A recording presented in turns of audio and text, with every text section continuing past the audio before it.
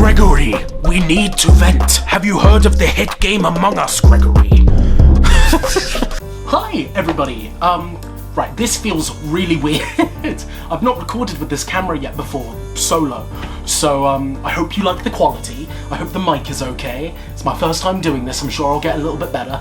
I still need to sort out the lighting at some point properly as well, because at the moment it's just kind of propped on my wall just up behind you. Thought I'd give you a little tour first. I mean, we've got a lovely little copy of Nirvana in utero there. I ripped that off the front cover of an old version of Jaws. Smoking Kills Quick Now, that's another good one. And also we've got the funky cactus, because what video is complete without a funky cactus? So today I'm going to be giving you guys my top 5 films of 2023. There's been a lot of good ones this year. I'm excited to kind of give a quick rundown of all these ones. Quick with the honourable mentions. If you've seen me looking over here, I've got my Letterboxd, and if you followed me on Letterboxd, you would have known this entire ranking already, but you don't, do ya? And if you do, I bet you didn't look at my list. Boom, check my Letterboxd, I review films even more there. Okay, so let's do a couple of honourable mentions for ones that I enjoyed quite a bit. I thought Talk to Me was great, just sadly didn't make my top 5 this year. I thought it was a really kind of fresh take on what I would call pop horror, similar films being Insidious and such like that, where you're there for the scares. There is a bit of deeper context to it, however I find the film didn't stick with me as much as I wanted or expected it to. But it was still good, and you know, it's just missed out on my top 5. It was in my top 10. Although I didn't see a lot of films this year either. That's the other thing. I wanted to watch Saltburn, but I didn't have time, and Dream Theory as well. So in the comments, once I've seen those, I'll update my ranking in case any of those dethrone any that I'm about to mention now. What else was I looking at? Oh yeah, honourable mentions. Scream 6 was just fantastic, in all honesty. It really played on everything that I liked about every single one of those Scream films, which is the fun chases, the silly references, and a good light-hearted tone mixed with casual moments of like actually really impressive tension building and horror writing. I think Scream 6 was easily the best out of those new 2 that we've got, and I don't know what I think about the 7th one on the way, especially after what's happened. And then The Whale is another one that just didn't make it onto the top 5. I honestly thought it would. There's not much I can really say about it. It's been a while since I've seen it, but quite a lot of it has kind of stuck in my head. But if I was to start like giving my interpretation, I'd basically be reading you the script of the film. Just go watch it. I think it's worth your time. Even if you don't get some kind of profound oh my god from it, I still think it's a pretty engaging and overall pretty good film. Okay, so in place number 5, yeah, it's Saw 10. I didn't expect this. Did you expect this? I don't think you expected it. Saw 10 was everything I wanted and more. Basically, we follow John Kramer. Spoiler warning for Saw 3. This is before he dies in Saw 3. Not that I don't think anyone really cares, because most people know that Jigsaw dies at some point. The plot of Saw X is simple. It takes place between Saw 1 and 2. You can't see them, but I've actually got posters of both of those up there as well. And I think that was honestly the best decision any producer, any writer could have made.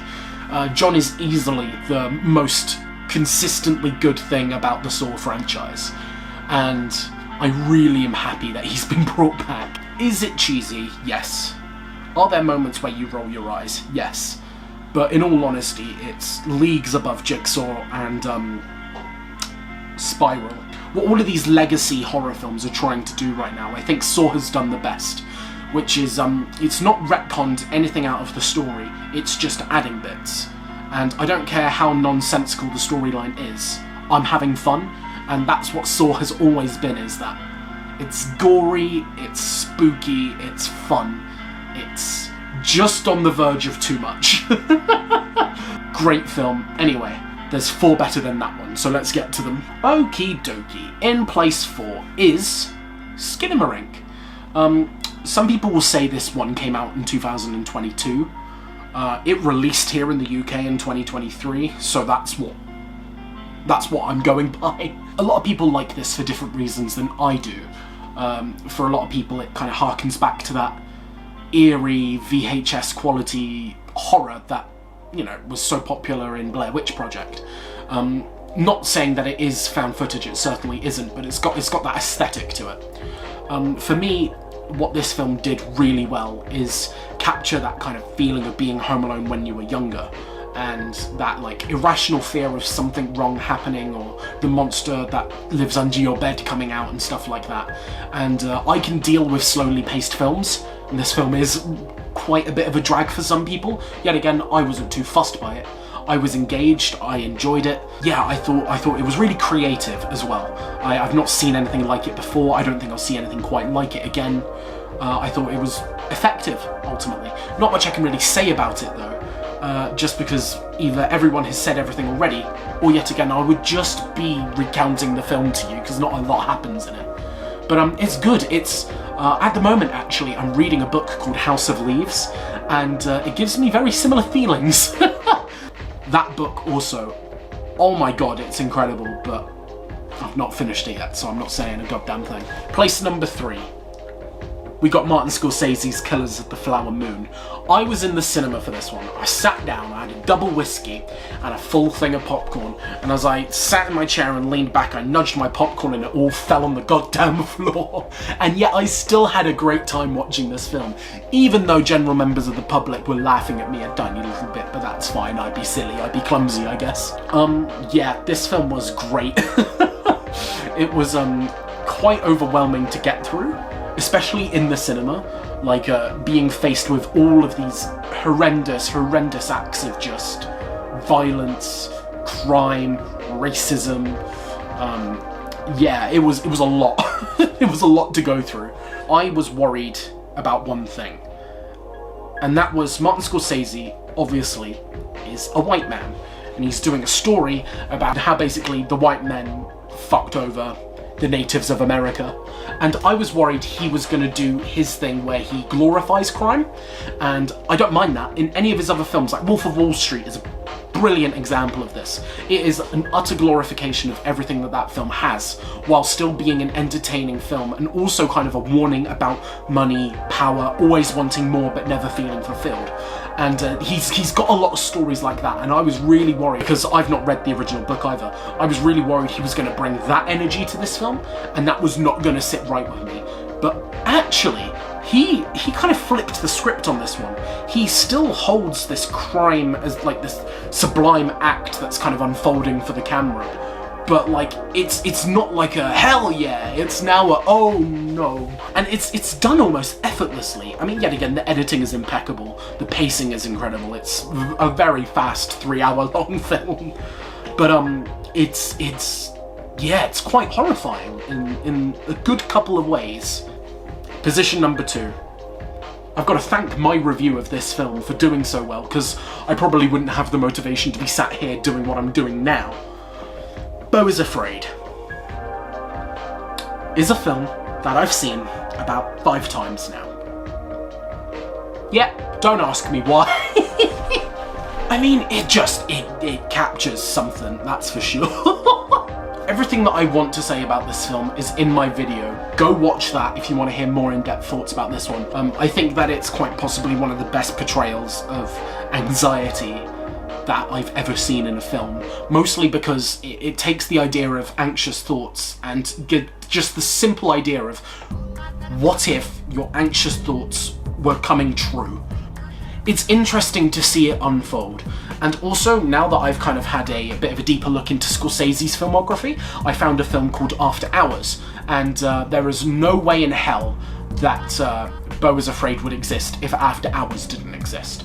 I think they are both very, very much trying to do a similar thing with very different payoffs. I think After Hours wants to explore the surreal but also bring it back, whereas Beau is Afraid has no intention of ever being realistic at any point at all.